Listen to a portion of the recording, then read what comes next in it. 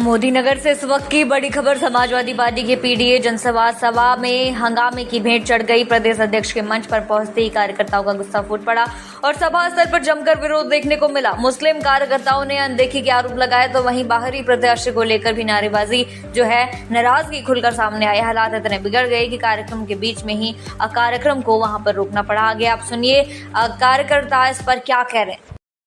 कुछ लोगों द्वारा ये कहा गया है कि मुस्लिमों को सम्मान नहीं मिल रहा है, लोकल जो यहाँ कार्यकर्ताओं ने सम्मान नहीं मिल रहा है समाजवादी पार्टी में, क्या कहेंगे इस बारे में?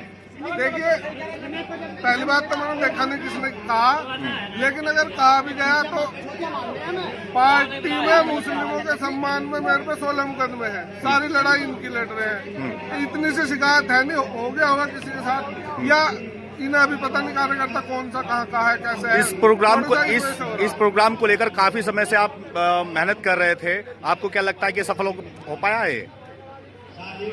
इसके विफल होने का कारण क्या रहा है, ये आप ये बताएं सीधे तौर पे। थोड़ी सी है, इन्हें पता नहीं कौन आदमी कहाँ का है, थोड़ा सा आदमी हो जाता है, बाकी ठीक ठाक आदमी है। कुछ लोगों का यह भी कहना है जो प्रत्याशी पैराशूट प्रत्याशी यहाँ उतारा जा रहा है, जबकि उन्हें लोकल का चाहिए। अरे मैं खुद टिकट मांग रहा हूँ, मेरे से क्या कहलवा रहे हो? ये तो आप भी टिकट मांग रहे हैं? हाँ। तो आप भी विरोध करते हैं कि जो यदि पैराशूट प्रत्याशी आता तो आप? नहीं, ये मेरे विरोध करने की बात नहीं। हर प्रत्याशी दूसरे प्रत्याशी का विरोध करता है, ये तो जनता है, जनता से पूछ लो। अंदर खाने तो आप भी क्या नाम है, मतलब कुल मिला के परेशान है ना? हमारा मान सम्मान अटक गया, जब देखा है कुछ है नहीं तो हमें बुलाने पड़े आदमी। ठीक है, आदमी बुला दिए, फिर इनकी बिल्डिंग मान सम्मान की पहले से लगी हुई थी, जैसे है वो तो प्रदेश अध्यक्ष जी के साथ थे आदमी।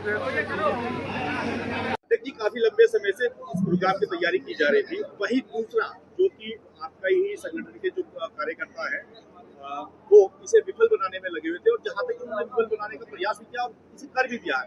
तो ऐसी कश्ती जिसमें हजारों छेद हो, उसमें तैर करके आपको लगता है 2027 में आपकी नाव पार हो पाएगी?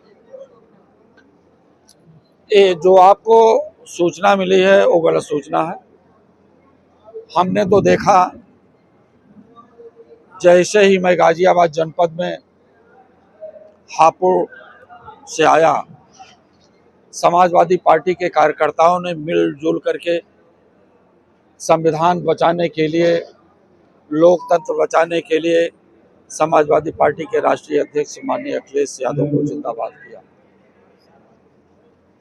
सभी लोग एक हैं, कहीं किसी भी प्रकार से हमारे पीडीए के लोगों में, हमारे इस संगठन में पदाधिकारियों में कोई मतभेद नहीं है।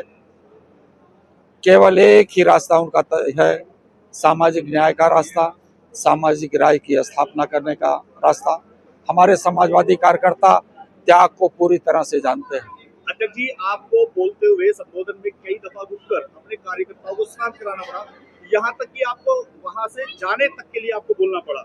उसके बावजूद आप कह रहे हैं कि कार्यकर्ता ठीक है, वो आपस की बात कर रहे हैं, वो आपस में बात कर रहे हैं। ऐसा वो नहीं कि अलगाव की बात कर रहे हैं, वो आपस में बात कर रहे हैं, एक दूसरे से अपना जो भी कुछ रहा होगा अपना बात कर रहे हैं, इसलिए मैं शांत कर रहा हूं। ऑन रिकॉर्ड मेरे पास है जो कि उनका सीधा आरोप था कि यहाँ पर किसी मुस्लिम नेता का ना तो सम्मान किया गया है, और लगभग 60 से 70 हजार यहाँ पर मुस्लिम आबादी है, और बाहर से एक कैंडिडेट ये क्या है, ये नेता नहीं है, हमारे जिला अध्यक्ष हैं, कई हमारे सम्मानित नेता हैं, विनोद चौहान जी हैं, फिरोज चौहान जी हैं, कई हमारे मुस्लिम नेता हैं।